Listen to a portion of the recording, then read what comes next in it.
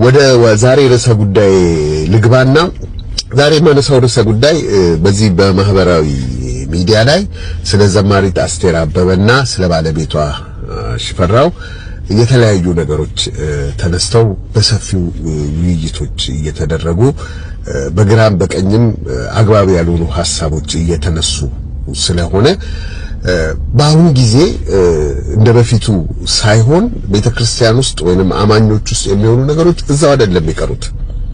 ነገራችን ሁሉ አደባባይ ላይ ነው። ሁሉ ነገር በአደባባይ ስለሆነ በዚህ ጉዳይ ላይ መናገር ባልፈልግም አንዳንድ ግን በጣም ግልጽ መሆን ያለባቸው ጉዳዮች ስላሉ እኔ የማውቀውን ብዙዎቻችሁ ላታውቁ የምትችሉትን አንዳንድ ነገር ልነግራችሁ ነው። ሽፈራውና ዘማሪት አስቴር በትዳር መኖር ከጀመሩ ረጅም ጊዜ ነው። ከደቡብ አፍሪካ ጀምሮ ነው። በወጣትነታቸው የሚተዋወቁ ናቸው። ብዙ ምንም ነገር ባልነበረበት ጊዜ ተዋደው ተጋብተው የሚኖሩ በጣም ግሩም የሆኑ ካፕሎች ናቸው፣ ጥንዶች ናቸው። ስለዚህ ጅማሬያቸው መሰረቱ በጣም የተስተካከለና ግሩም የሆነ መሰረት ነው።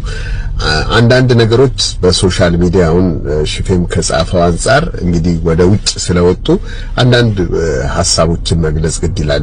ብዙዎቻችሁ ላታውቁት የምትችሉት እኔ በደንብ በቅርበት የማውቀው እነሱም ነዋሪነታቸው እዚህ ቶሮንቶ ካናዳ በመሆኑ በቤተክርስቲያንም ስለምንገናኝ በተለያዩ ሁኔታዎችም ስለምንገናኝ እናንተ ላታውቁት የምትችሉት እኔ ደግሞ የማውቀው ነገር ምንድነው እነኚህ በጣም የሚዋደዱ ሰዎች ናቸው። በጣም ጥሩ ቤተሰብ ብሪሊያንት የሆነ ልጆች ያላቸው ቤተሰቦች ናቸው። ስለዚህ የሚዋደዱ ናቸው። የሚዋደዱ ሰዎች መሀል ችግር አይፈጠርም ማለት አይደለም። ችግር ሊፈጠር ይችላል። በሁለተኛ ደረጃ ብዙ አስተያየቶችን ያንን ሽፌ ጻፈውን ወስዳችሁ ቪዲዮ ሰርታችሁ የተናገራችሁ ሰዎች አላችሁ። ለእናንተ ማለት የምፈልገው ነገር ምንድነው በተለይ ልጆች ስላሉ በጣም ጥንቃቄ ማድረግ አለብን። የልጆቻቸውን የወደፊት ህይወትም ያሁንም ሁኔታ አደጋ ውስጥ እንከታለን፣ የነሱንም ነገር አደጋ ውስጥ እንከታለንና ቢቻለን በቤተሰብ ጉዳይ ጣልቃ ባንገባ፣ በዚህም ሳይድ በዛም ሳይድ እንደዚህ ባንል የሚል ሐሳብ አለ። በተጨማሪ ላነሳ የምፈልገው ነገር በዛ አካባቢ አገልጋዮች የቤተክርስቲያን ሰዎች አግዟቸው የተባለ ነገር አለ። ወደፊት በዝርዝር ለመግለጽ ሞክራለሁ። በጣም ብዙ የሚያግዙ ሰዎች አሉ፣ አጠገባቸው ብዙ ሰዎች አሉ።